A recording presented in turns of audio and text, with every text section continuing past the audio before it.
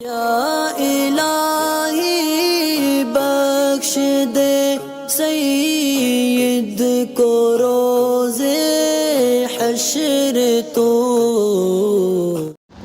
السلام علیکم، میں حسام الدین ظہیر آباد تلنگانہ سے بات کر رہا ہوں۔ حضرت، میں یہاں انسٹیٹیوشن بیدر کرناٹک میں رہتا ہوں، ہاسٹل میں رہتا ہوں۔ یہاں نماز زیادہ تر وہابی یا تبلیغ جماعت والے ہی پڑھاتے ہیں، اور میرا مسئلہ یہ ہے کہ اپنی نماز جیسے فجر، ظہر اور مغرب میں ان کے ساتھ نماز پڑھنے کا ناٹک کر کے اپنی نماز ان کی نماز سے پہلے یا بعد میں پڑھ لیتا ہوں۔ تو کیا ایسا ناٹک کرنا یا ان کے ساتھ اٹھ بیٹھ کرنا جائز ہے؟ اور عصر میں یہ لوگ سنت کے لیے وقت نہیں دیتے تو اور سب کو ایک ساتھ جماعت بنا کر نماز پڑھنے پہ مجبور کرتے ہیں، اور عصر کے بعد میں وقت یا اپنی نماز الگ سے پڑھنے کا موقع نہیں دیتے، اور اس وقت میں وہ تعلیم یا بیان کرتے ہیں۔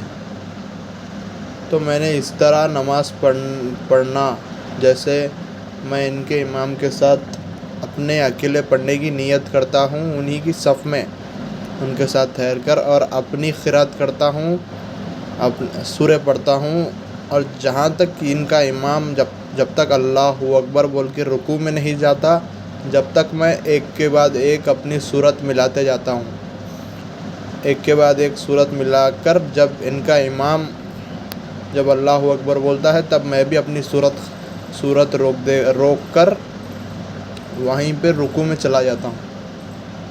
اس طرح اپنی رکوع کی تسبیح پڑھتا ہوں، پھر قیام، اس کے بعد سجدہ کرتا ہوں، اس طرح اپنی نماز پڑھتا ہوں۔ یہی میرا مسئلہ ہے، کیا اس طرح نماز پڑھنا جائز ہے؟ اس کا مسئلہ جواب فرمائیے۔ اور اگر یہ نماز پڑھنا جائز نہیں ہے تو اس نماز جو نمازیں ان کے پیچھے اس طرح پڑھی گئی ہوگی، کیا انہیں دہرانا واجب ہے؟ اگر آپ اس پر ویڈیو بنائیں گے تو کا نام مت لیجیے۔ جو طریقہ کار آپ نے بتایا ہے آڈیو کے اندر، اس سے تو ظاہر یہ لگتا ہے کہ اگر آپ نے 2 صورتیں پڑھی لگاتار، 2 صورتیں مکمل ہونے کے بعد اگر ان کا امام رکوع میں نہیں گیا تو آپ کیا کرو گے؟ یا تو آپ اتنی دیر کھڑے رہو گے یا پھر جبراً آپ ایک صورت اور ملاؤ گے، اور اگر آپ نے ایک صورت نہیں ملائی، کھڑے رہے، تو آپ کی نماز ویسے ہی نہیں ہوگی۔ اور اگر آپ ان امام کے ساتھ رکوع میں گئے اور رکوع میں جانے کے بعد یا سجدے میں جانے کے بعد آپ نے اپنی تسبیح پوری کر لی، تو آپ کیا کرو گے؟ ظاہر ہے کہ اسی طرح قاعدہ میں بیٹھنے کے بعد، درود دعا وغیرہ پڑھنے کے بعد، اتحیات پڑھنے کے بعد اگر ان کے امام نے سلام نہیں پھیرا تو اس صورت میں آپ کو سلام پھیرنا ہوگا۔ تو اول تو یہ کہ ہاسٹل کے اندر پڑھائی کے دوران جو ہے نا، کسی کو بھی اس چیز کے لیے فورس نہیں کیا جا سکتا کہ وہ بندہ جو ہے نا جبراً جماعت سے نماز پڑھے۔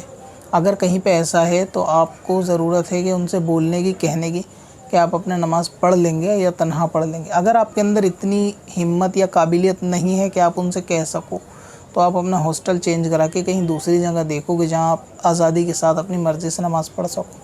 لیکن اگر آپ کے منہ میں زبان ہی نہیں ہے کہ آپ ان سے کہہ سکو کہ بھائی میں نہیں پڑھوں گا، سیدھی بات ہے، یہاں میں پڑھنے آیا ہوں، پڑھنے کے پیسے دیتا ہوں، ہاسٹل کی فیس دیتا ہوں اور پڑھائی کی فیس دیتا ہوں، باقی نماز پڑھنی ہے نہیں پڑھنی ہے مجھ پہ ڈیپینڈ ہے۔ کوئی جبراً نہیں ہے کہ وہ مجھے مجبور کریں جی آپ کو ہمارے ساتھ جماعت کے ساتھ نماز پڑھنی ہی پڑے گی۔ تو اس چیز کے لیے منہ کھولنا آنا چاہیے۔ اور دوسری بات یہ کہ عصر کی نماز کا آپ نے ذکر کیا کہ ظہر جو ہے نا ایسے پڑھنا کے بعد میں اس میں ٹائم نہ دینا یا درس وغیرہ لے کے بیٹھ جانا، یہ بھی جان بوجھ کر ہوتا ہے تاکہ بندے کو اپنی نماز کا ٹائم نہ ملے۔ تو آپ جو ہے نا ان سے نماز کے لیے صاف منع کر دے، اگر جماعت کے لیے لے جانا چاہیں کہ بھائی ہمارے پیچھے نماز پڑھو، آپ بولو کہ آپ اپنی پڑھو، میں بعد میں پڑھ لوں گا، اور بہانہ اس میں کوئی کرنے کی ضرورت نہیں ہے۔ آپ سیدھا بول دو کہ میرا دل گوارا نہیں کرتا۔ جب دل ہی گوارا نہیں کرتا تو میں کس طرح نماز پڑھوں؟ ایک بار بولو گے، منہ پہ ان کے برا لگے گا، ان کو ظاہر ہے برا لگنا بھی چاہیے، اس کے بعد وہ آپ سے نہیں بولیں گے۔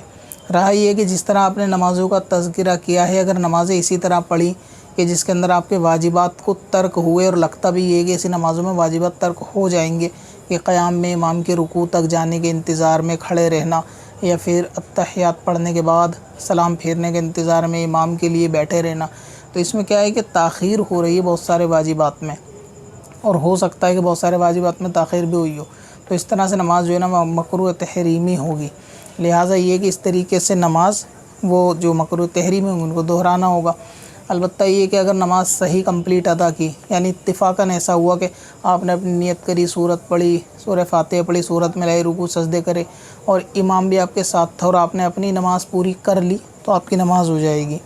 لیکن ایسا چانسز کم لگتے ہیں کہ آپ کا ٹائمنگ جو ہے امام کے ساتھ اتنی زیادہ میچ کرے کہ آپ کی صورت یا سلام پھیرنے کا معاملہ امام کے ساتھ ہو۔